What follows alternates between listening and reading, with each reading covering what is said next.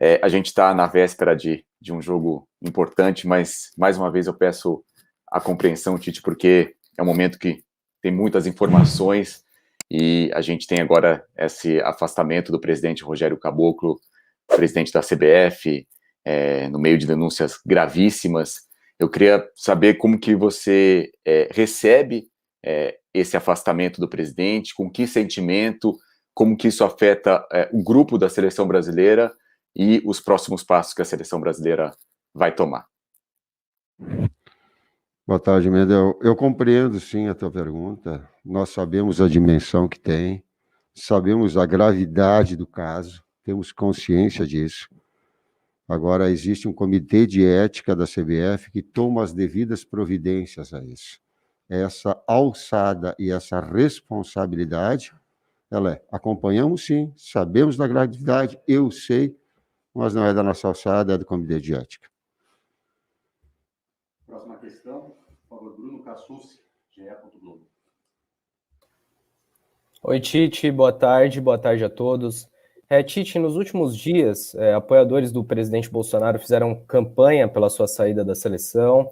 A gente teve o senador Flávio Bolsonaro falando que você puxa saco do ex-presidente Lula. E hoje o vice-presidente Hamilton Mourão sugeriu que você saísse, pedisse o boné, nas palavras dele. Eu queria saber como você encara essas declarações, essa politização de temas relacionados à seleção brasileira. Obrigado.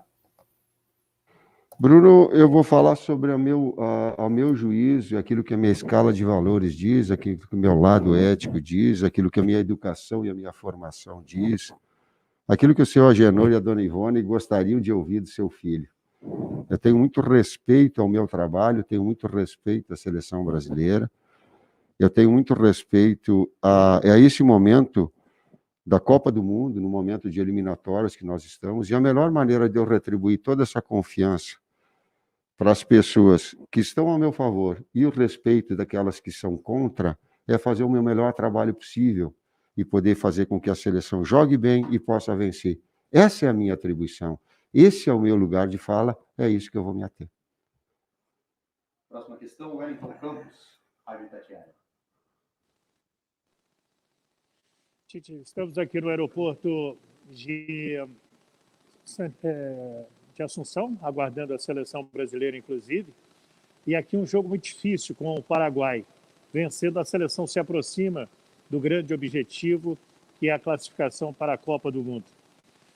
E você, treinador, comissão técnica, jogadores seguem com a ideia do manifesto para amanhã com relação à Copa América, ou depois de tudo que ocorreu nas últimas horas, vamos pensar somente no Paraguai?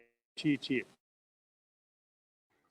Boa tarde, Wellington. Tem sido assim, coerentemente falando, o tempo das manifestações é o nosso tempo, aquilo que nós entendemos ser correto, e quando eu falo nós, ela é a comissão técnica, eles são os atletas, todos nós temos as devidas opiniões, mas nós temos a grandeza do nosso cargo, nós temos orgulho daquilo que a gente faz, eu tenho um orgulho muito grande, né, daquilo que faço, da forma com que faço, e da conduta e da educação que tem, do respeito que tem, a esse momento e ao momento nosso do trabalho da seleção. Quero, sim, estar de corpo e alma fazendo o melhor possível, e eu falo isso, eu tenho certeza, em nome dos atletas, eu tenho isso em certeza em relação à comissão técnica, do melhor trabalho possível, que a equipe continue, joga bem, não, joga bola. Está aqui o termo, joga bola, que essa é a nossa atribuição para fazer um grande jogo contra o Paraguai amanhã. Gabriel Carneiro, Portal UOL. Boa tarde, Tite, Kleber, boa tarde a todos aí da CBF. Tite, antes do primeiro jogo, você disse que toda essa agitação de bastidores que a gente vem tendo, ela tinha efeitos negativos na seleção e que era preciso filtrar tudo isso para fazer uma preparação adequada. Na preparação para esse segundo jogo, você acha que isso está mais fácil ou mais difícil? E também uma declaração até do Matheus na coletiva pós-jogo do Equador, que ele disse que o grupo tinha uma alma muito forte, que as pessoas gostavam de estar junto. Como é a construção desse ambiente, mesmo com pouco tempo de contato com os jogadores mesmo? Obrigado. Gabriel, a primeira parte, ele tem sido bastante difícil, sim. Ele tem sido bastante difícil, porque é um momento social e nós temos compreensão disso, né? E que as pessoas acham que a gente tem que ter opinião para tudo, quando que nós devemos ter opinião é pelo futebol. Nós devemos ter a nossa capacidade, o nosso lugar de fala daquilo que nos diz respeito, aquilo que nós aprofundamos, aquilo que nós julgamos dentro do futebol. Isso a gente faz com muita, vamos dizer assim, com muito amor, com muita paixão. É isso que a gente quer. O segundo aspecto, então, ele traz, sim, um grau de dificuldade na medida que ele se avoluma e todas essas situações. Agora eu vou dizer uma coisa para estar o Juninho e o César aqui acompanhando, o pessoal todo da comunicação também, e nós temos dito que nós temos tido uma capacidade emocional e uma inteligência emocional, se é o termo da moda, muito grande, para saber filtrar todas essas situações, ter discernimento, ter sensatez, né? Às vezes deixar até as provocações, que elas vêm de toda parte, do jeito que são, do nível das pessoas que são e que fazem, né? E para a gente direcionar no trabalho. A gente está mentalmente focado, mas claro que de alguma forma ele atrapalha, sim. Agora é desafiador. A equipe ela teve uma capacidade emocional muito forte do jogo contra o Equador e vai precisar de novo para esse jogo. O mérito que os atletas tiveram nessa abstração e focar no jogo, ele foi digno do meu elogio e do meu orgulho que eu estou externando de forma pública o que eu falei a eles. Mais uma questão, Marco Aurélio Souza, TV Globo. Tite, Kleber, boa tarde para os dois. Sobre o jogo, por incrível que pareça, o Brasil não vence aqui em Assunção desde 1985. Foi uma vitória, um gol do Casagrande, outro gol do Zico, aliás, um golaço do Zico. E os paraguaios estão muito otimistas, principalmente com esses números, né? Eles sabem o quanto é difícil jogar aqui contra eles. Tite, chegou a hora desse tabu cair, a seleção vem derrubando tabus aí ao longo das últimas eliminatórias, mas esse do Paraguai já são quase 4 décadas. Será que é amanhã isso? Ô, Marco, tu tá trazendo, na medida que tu faz essa pergunta, um desafio, e eu trago até um desafio meu pessoal, sim, porque ele tem toda uma sequência, deve ter também, eu acho que não sei quantos jogos, 5 jogos, talvez. 4 ou 5 jogos, 2 derrotas e 2 empates, se não me engano. Então agora tem um grau de dificuldade muito grande, sim, a qualidade da equipe do Paraguai, e jogando dentro da sua casa, o quão nivelado está as eliminatórias, a qualidade técnica individual que o Kleber pode me ajudar, sim, ele é desafiador. É uma equipe que está invicta na competição, uma equipe que tem 2 maneiras de jogar e a gente sabe o seu padrão, tem qualidades de jogadores que todos conhecem aqui no Brasil, o Gomes do Palmeiras, Balbuena que trabalhou com a gente no Corinthians, Júnior Alonso do Atlético Mineiro, o Almiron, que é um jogador de destaque, o Romero, que trabalhou com a gente no Corinthians, são jogadores que cresceram desde o jogo passado e foi um jogo muito difícil que a gente teve aqui em Porto Alegre, contra eles na Arena do Grêmio, um jogo de 0-0, vencemos nos pênaltis, sabemos das dificuldades e estamos preparados, trabalhamos com foco nesse jogo ontem, trabalhamos hoje pela manhã no CT do Inter, estamos com tudo controlado, com todas as estratégias ofensivas, cuidados defensivos, vamos amanhã ainda para uma palestra final e sabemos da importância que tem de um resultado positivo lá para mantermos o primeiro lugar e mantermos cada vez mais perto da Copa do Mundo, que é o nosso objetivo. Mais uma questão, Rodrigo Fragoso, TNT Esportes. Olá, Tite, olá, Kleber. Tite, eu gostaria de saber a tua opinião, gostaria de saber se o técnico de qualquer seleção do mundo precisa estar alinhado com o governo do país ou não. Obrigado, Tite. Técnico de futebol tem que estar alinhado com o futebol. Próxima questão, Leonardo Barão. Tite, eu não estou perguntando quais serão as mudanças do primeiro para o segundo jogo. Estou perguntando quantas mudanças você fará no time titular do jogo contra o Equador para o jogo diante do Paraguai. Quantas mexidas? Barão, eu quero dizer para ti que tu é um cara muito empático, com uma capacidade de uma oratória muito boa, e que faz a gente descontrair e te dar as respostas que tu quer para saber de quantas e se elas vão acontecer. O que eu posso dizer é que nós temos um grupo de atleta do mais alto nível, né? E a utilização de um ou de outro jogador, ela depende em termos estratégicos, mas ela te dá muita tranquilidade pelo nível técnico de cada um, pela qualidade do momento de cada um, pelo histórico da seleção, deles dentro da seleção de cada um, de orgulho de estar representado. Isso acaba gerando toda essa possibilidade de utilização de um ou de outro atleta com uma ou com outra característica, mas todos no mais alto nível. Próxima questão, já que nós estamos indo embora de Porto Alegre hoje, professor, chamar o Zé Alberto. Boa tarde, Tite. Boa tarde, Kleber. Eu não tenho essa eletricidade do Baran, mas eu vou por esse mesmo assunto. A volta do Douglas Luiz agora ele está à disposição. A volta dele me parece possível à medida em que ele foi convocado podendo jogar apenas uma partida, e deu certo lá no início das eliminatórias, uma jogada que tinha ele e o Renan Lodge. Pode uma volta do Douglas Luiz trazer por suporte também a mesma jogada aquela pelo lado esquerdo, e aí se fazer mais modificação na equipe? Boa tarde, Zé. Nós temos duas formas de jogar. Eu acompanhei uma coluna tua aqui na Zero Hora, tu descreveste bem as duas formas de jogar já há algum tempo atrás. Ela é no 4-3-3, 4-1-4-1, como chamem vocês, mas é mais especificamente 4-1-4-1 e o 4-4-2. E dentre um ou outro, existem mecanismos de dois jogadores mais atrasados, uma liberdade mais para o lateral, o quinto homem que chega na frente pode ser um lateral, o mais adiantado na construção, pode ser o segundo meio-campista que entra. Eu estou enrolando, Zé, para dizer assim que não está definido ainda não. Mais uma questão, Bruno Marinho, Jornal Globo. Quer dizer, está definido, mas eu não... Desculpa, está definido sim, nós fizemos o trabalho sim, e eu estou falando aí vocês vão atrás de fonte para buscar assim, a minha fonte vai dizer que vai jogar fulano, tá? Ela está definida, ela já está organizada, já está pré-estabelecida, os atletas já sabem, mas eu não quero colocar, porque daqui a pouco uma característica de um ou outro atleta, ela pode também ser importante na organização defensiva do adversário. Olá, Tite, tudo bem?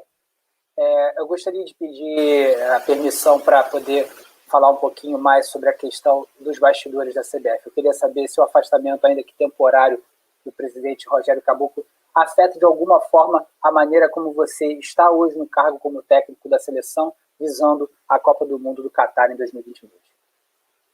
Bruno, eu entendo vocês perfeitamente, as manifestações e a busca das informações. E respeito. Cada setor, vamos colocar, cada setor tem as suas prioridades e os seus aspectos importantes. Para nós, esse não tem uma importância vital. A importância vital é a nossa preparação, os nossos treinamentos, o nosso foco, jogar bem, né? Nós estamos na Copa do Mundo. Eliminatória já é um processo e já é uma Copa do Mundo. As pessoas, às vezes, não se dão conta disso, né? Então, nós já estamos dentro, é uma fase eliminatória, porque a gente tem para buscar o quão difícil é a construção desses resultados, a gente sabe disso. Então, aquilo que para vocês possa ser prioritário, importante, no que nós respeitamos, inclusive nas perguntas, para nós, nesse momento, ele não tem essa prioridade, né? Depois, sim, como nós colocamos, reitero, o Casemiro foi muito feliz quando ele externou publicamente, reiteramos essa situação, o posicionamento o respeito a todas essas situações, enquanto atletas profissionais, enquanto profissionais ligados ao futebol. No momento que terminar a data FIFA, esse momento de eliminatórias, com muita tranquilidade, com muito discernimento, comissão técnica e atletas vão esclarecer as pessoas. No nosso tempo, assim como nós respeitamos os outros, respeitem aquilo que é o nosso tempo e o nosso trabalho. Mais uma questão, André Galvão, do SBT.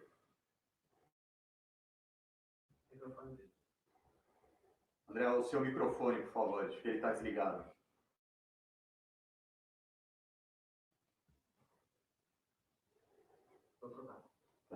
André, depois a gente volta contigo, seu microfone não está funcionando bem.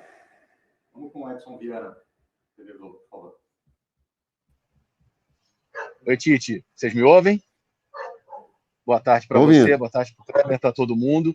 Queria te pedir, se você me permite, para fazer uma pergunta. Você já falou sobre o posicionamento, sobre realmente os assuntos que importam nesse momento para vocês, mas certamente você não deve ter vivido um momento tão tenso no seu trabalho na seleção, ainda que tudo vá bem dentro de campo, mas pelo entorno. E aí eu queria, se você me permite, perguntar assim, pessoalmente, como é que você descreveria o sentimento de ter que lidar com tudo isso enquanto monta o time para jogos tão importantes, não só já de Copa do Mundo, mas também da Copa América?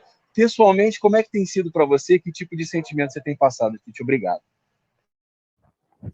Edson, eu estou em paz. Estou em muita paz. Eu tenho muita paz pelas pessoas que eu tenho em volta, pelo grupo de pessoas com o nível que elas têm, energizando, e eu estou olhando aqui para quem está próximo da gente, eu tenho muita paz. Às vezes eu perco, vem alguém e me retransmite. Vem a minha família e me retransmite. Vem o meu amigo e me retransmite. Quando alguém de nós nós estamos direcionando, nós estamos em muita paz, muito discernimento, volto a dizer, muita sensatez na conduta do nosso trabalho. Igor Siqueira, Total UOL. Oi, Tite, Kleber, boa tarde. Tite, eu queria voltar a uma pergunta muito direta, saber se o presidente Caboclo chegou a te ameaçar de demissão, e queria entender qual foi a conversa que você teve com essa nova, entre aspas, gestão da CBF, né, que está assumindo agora, se essa conversa, de fato, aparou as arestas aí do relacionamento de vocês, a ponto de os jogadores, de fato, decidirem jogar a Copa América.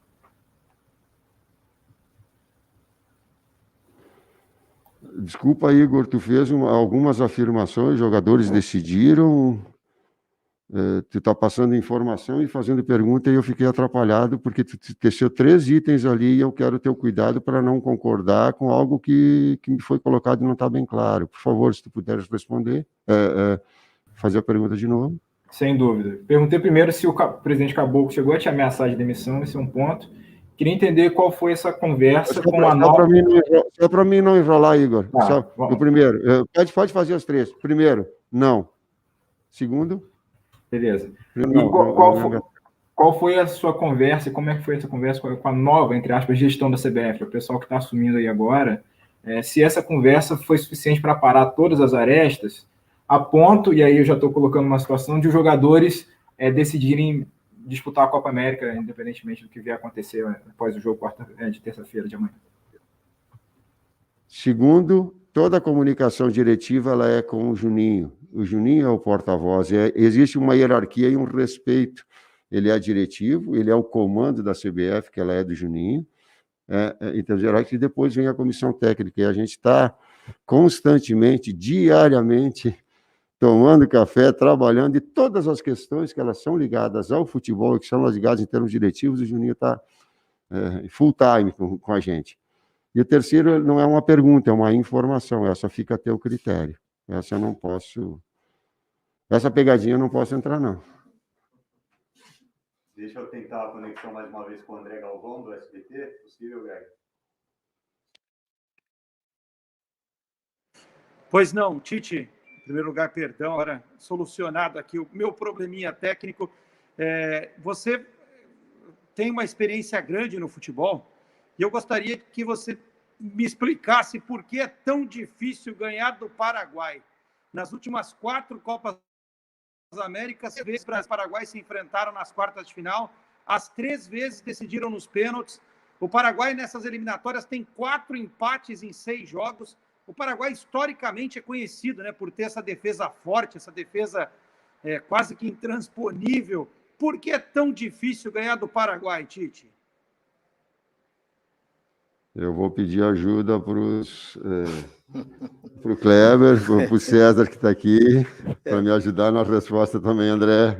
Primeiro, pela qualidade que ele tem a equipe do Paraguai. Segundo, alguns detalhes, o Kleber me ajuda.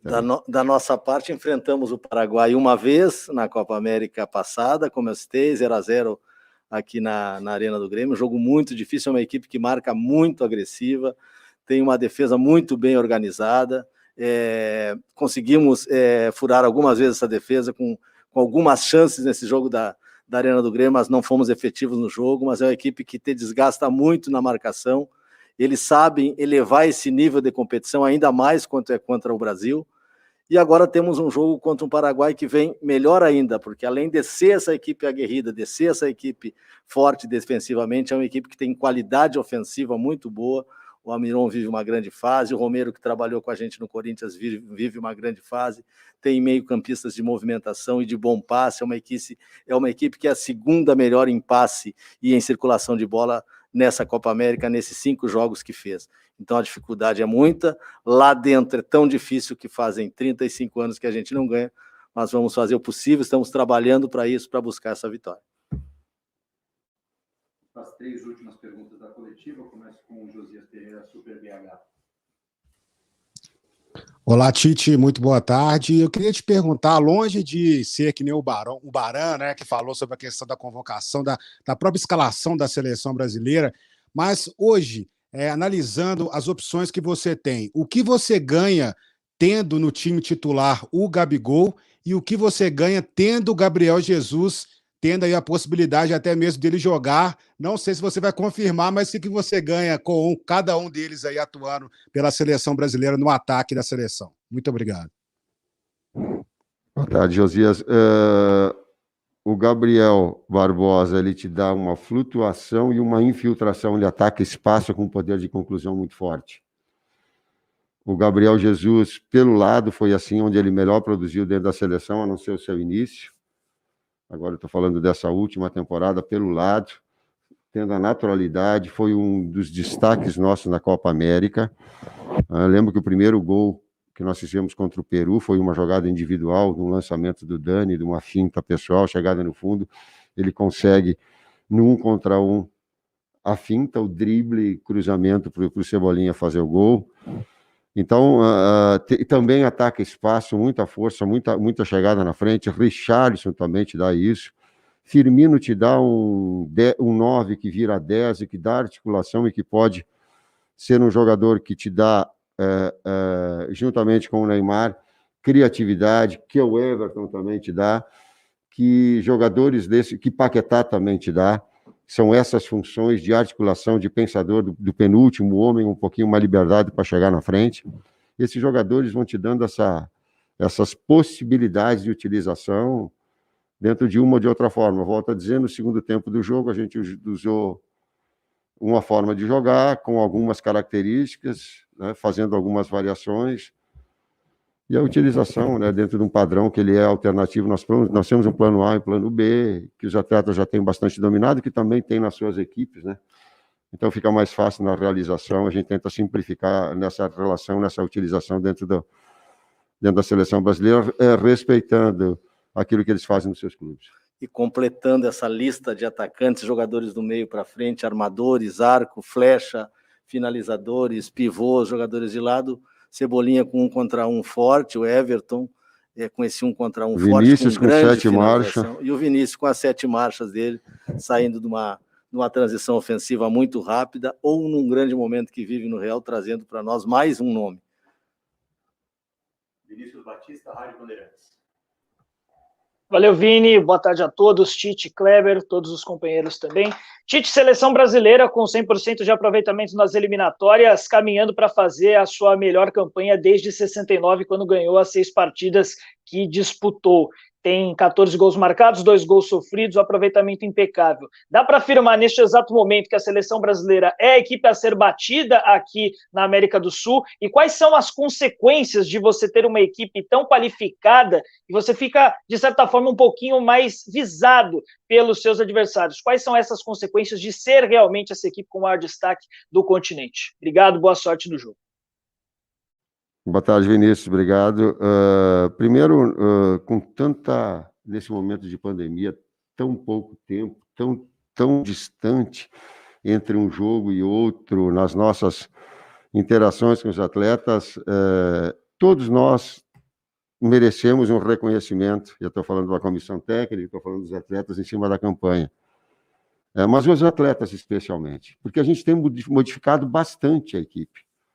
E ela modificar, mantendo um padrão e mantendo um nível de consciência um foco, um nível de competitividade forte, leal, né? Sabendo que em determinados momentos do jogo tu vai ser controlado pelo adversário, mas tu não pode criar, ou a criação no último terço fica mais difícil, ela se mantém persistente, ela se mantém sólida, e ela consegue fazer com uma modificação de escalações e de nomes grande, ela consegue manter um patamar de regularidade. Isso é muito difícil. Então, principalmente dos atletas, de acreditarem nesse tipo de trabalho, de acreditarem na comissão técnica, numa ideia de futebol, e é uma ideia de futebol equilibrada. Eu digo assim, ó, ela não é de encher de atacante, e eu não acredito em encher defensor. Eu acredito que quando uma equipe ela estabelece um equilíbrio das suas ações, com uma ideia bem montada. O que é uma ideia de futebol bem montada? E aí tu falaste em termos de futebol, em termos de modelo, em termos de ideia. É uma equipe que tem, numa média, 60% de posse de bola, e que nesse 60% ela transforma em 16 finalizações, com 7, 8 por jogo, no gol, acertando o gol, com precisão. Se tu pegar os números do último jogo, ela mantém esse padrão. E são todos jogos oficiais, não são amistosos. Amistosos para mim, tem outra característica. Então, esse nível de exigência, com solidez defensiva muito forte, fazendo, de média, quase 2,5 gols por jogo, 2,3 por jogo. Então, ela mostra, ela te dá já, em 29 jogos... 28 jogos, 22 clean sheets.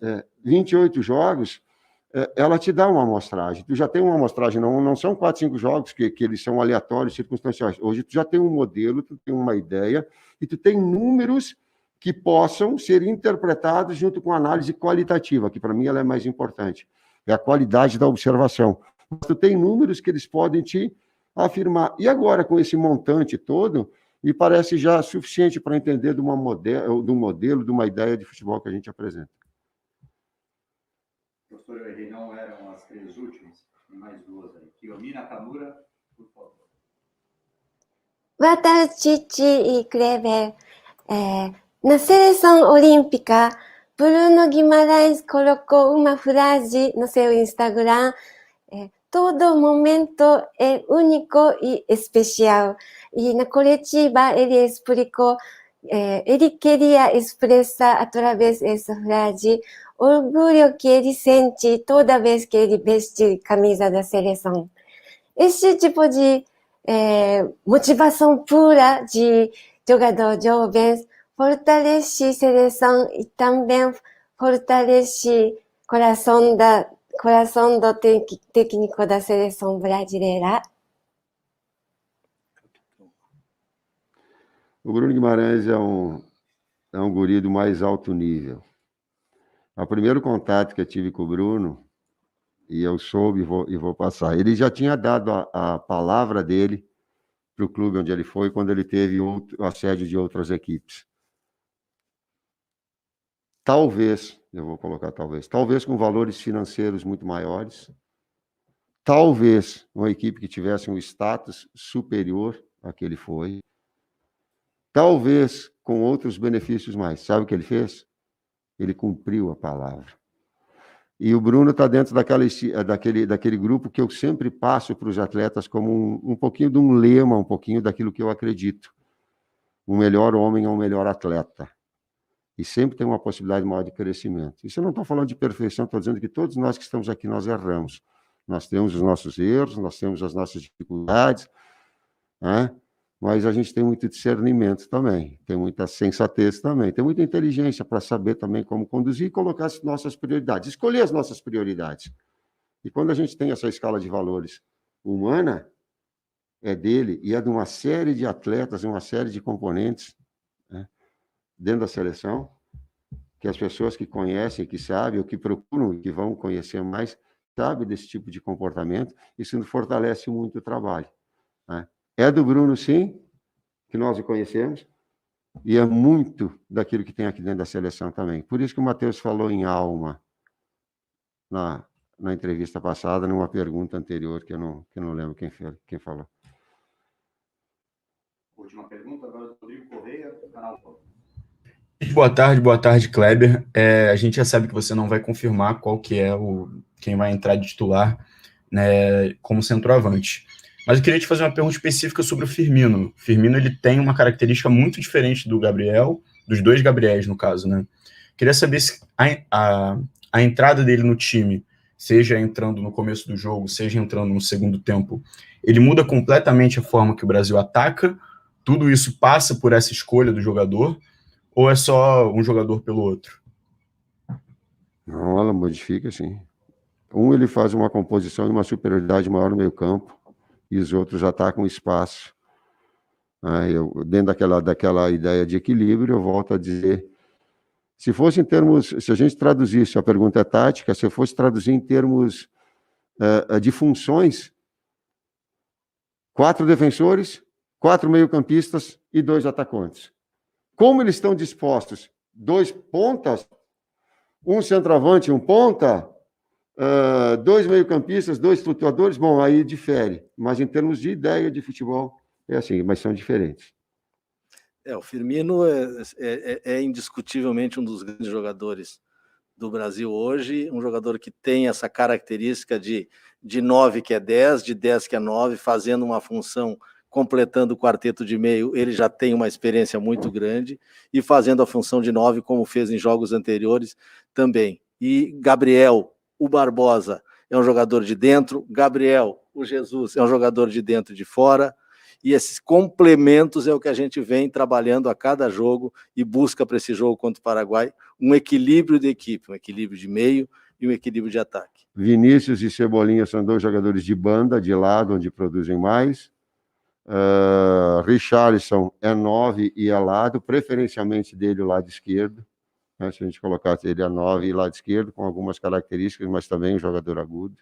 Neymar era externo, que é dentro. Neymar é arco e é flecha, como diz o Barão, fazendo com a mão. Então, essas opções que a gente tem, que a gente traz, felizes com ela, felizes com as opções que ainda temos na seleção olímpica de uma nova geração que vem, nos dão grandes chances da gente fazer um grande jogo ofensivo, que é o que a gente busca contra o Paraguai.